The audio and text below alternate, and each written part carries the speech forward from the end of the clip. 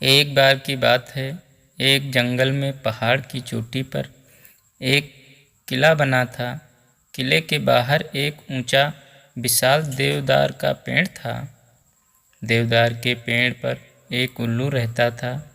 वह भोजन की तलाश में नीचे घाटी में फैले ढलावा चरागाहों में आता। चरागाहों की लंबी घासों व झाड़ियों में कई छोटे मोटे जीव व कीट पतंगे मिलते, जिन्हें उल्लू भोजन बनाता। निकट ही एक बड़ी झील थी, जिसमें हंसों का निवास था। उल्लू पेड़ पर बैठा झील को निहारा करता। उसे हंसों का तैरना व उड़ना मंत्रमुग्ध कर देता। वह सोचता कि कितना शानदार पक्षी है। हंस एकदम दूध सा सफ़ेद, गुलगुला शरीर, सुराहीदार गर्दन, सुंदर मुख व तेजस्वी आँखें। उसकी बड़ी इच्छा होती किसी हंस से उसकी दोस्ती हो जाए। एक दिन उल्लू पानी पीने के बहाने झील के किनारे उगी एक झाड़ी पर उतरा।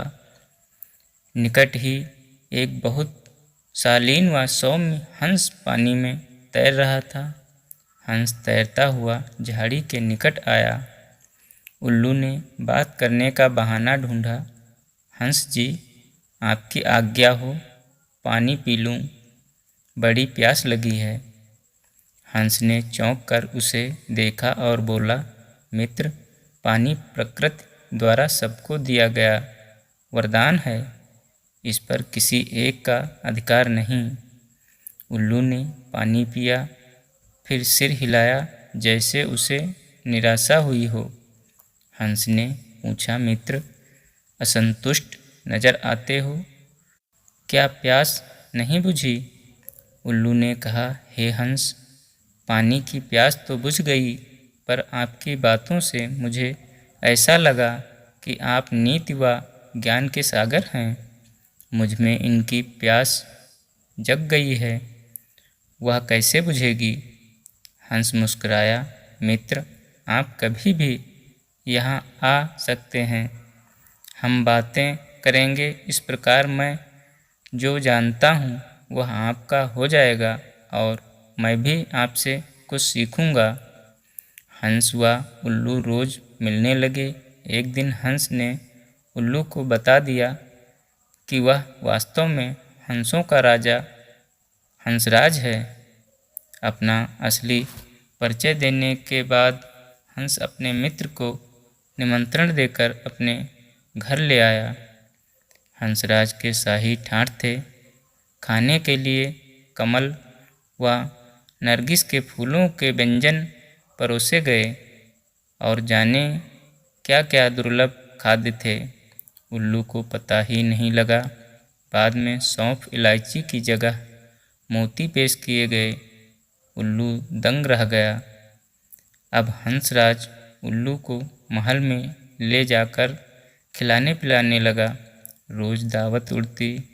उसे डर लगने लगा कि किसी दिन साधारण उल्लू समझकर हंसराज उससे दोस्ती न तोड़ लें।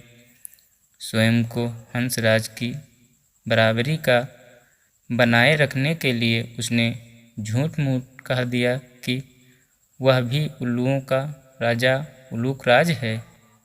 यह झूठ कहने के बाद उल्लू को लगा कि उसका भी फर्ज बनता है कि हंसराज को अपने घर बुलाएं। एक दिन उल्लू ने दुर्ग के भीतर होने वाली गतिविधियों को गौर से देखा। उसके दिमाग में एक युक्ति आई। उसने दुर्ग की बातों को खूब ध्यान से समझा, सैनिकों के कार्यक्रम नोट किए। फिर वह चला हंस के पास। जब वह झील पर पहुंचा, तब हंसराज कुछ हंसनियों के साथ जल में तैर रहा था। उल्लू को देखते ही हंस बोला, मित्र, आप इस समय? उल्लू ने उत्तर दिया, हाँ मित्र, मैं आपको आज अपना घर दिखाने व अपना मेहमान बनाने के लिए ले जाने आया हूँ। मैं कई बार आपका मेहमान बना हूँ, मुझे भी सेवा का मौका दें। हंस ने टालना चाहा, मित्र इतनी जल्दी क्या है, फिर कभी चलेंगे। उल्लू ने कहा, आज तो आपको लिए बिना नहीं जाऊंगा। हंस को उल्लू के साथ जाना ही पड़ा। पहाड़ की चोटी पर बने किले की ओर इशारा कर उल्लू उड़ते उड़ते बोला, वह मेरा किला है। हंस बड़ा प्रभावित हुआ।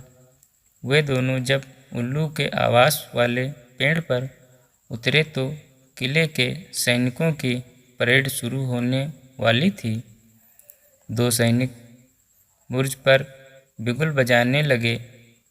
उल्लू दुर्ग के सैनिकों के रोज के कार्यक्रम को याद कर चुका था, इसलिए ठीक समय पर हंसराज को ले आया था।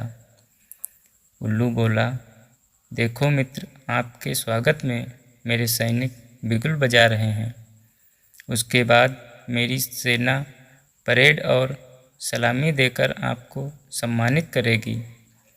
नित्य की तरह परेड हुई और झंडे को सलामी दी गई। हंस समझा, सचमुच उसी के लिए यह सब हो रहा है। अतः हंस ने गदगद होकर कहा, धन्य हो मित्र, आप तो एक शूरवीर राजा की भांति ही राज कर रहे हो। उल्लू ने हंसराज पर रोब डाला, मैंने अपने सैनिकों को आदेश दिया है कि जब तक मेरे परम मित्र राजा हंसराज मेरे अतिथि हैं, तब तक इसी प्रकार रोज बिगुल बजे व सैनिकों की परेड निकले। उल्लू को पता था कि सैनिकों का यह रोज का काम है। हंस को उल्लू ने फल, अखरोट व बन फसा के फूल खिलाए। उनको वह पहले ही जमा कर चुका था। भोजन का महत्व नहीं रह गया। सैनिकों की परेड का जादू अपना काम कर चुका था। हंसराज के दिल में उल्लू मित्र के लिए बहुत सम्मान पैदा हो चुका था। उधर सैनिक टुकड़ी को वहाँ से कूच करने के आदेश मिल गए। दूसरे दिन सैनिक अपना सामान समेटकर जाने लगे तो हंस ने कहा, मित्र देखो, आपके सैनिक आपकी आज्ञा लिए बिना कहीं जा रहे हैं। उल्लू हड़बड़ा कर बोला, किसी ने उन्हें गलत आदेश दिया होगा, मैं अभी रोकता हूँ उन्हें। ऐसा कहा वह हूँ करने लगा।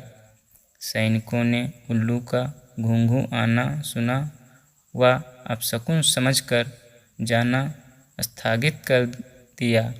दूसरे दिन फिर वही हुआ। सैनिक जाने लगे तो उल्लू घूंघू आया।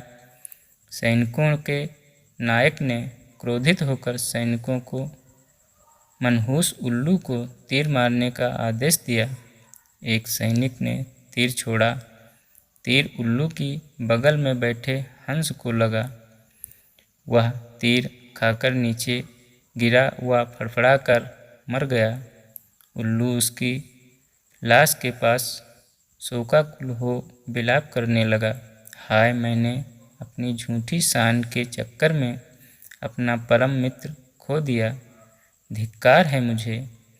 उल्लू को बेसुध होकर रोते देखकर एक सियार उस पर झपटा और उसको मारकर खाने लगा। दोस्तों, झूठी शान बहुत महंगी पड़ती है। कभी भी झूठी शान के चक्कर में नहीं पड़ना चाहिए। धन्यवाद दोस्तों।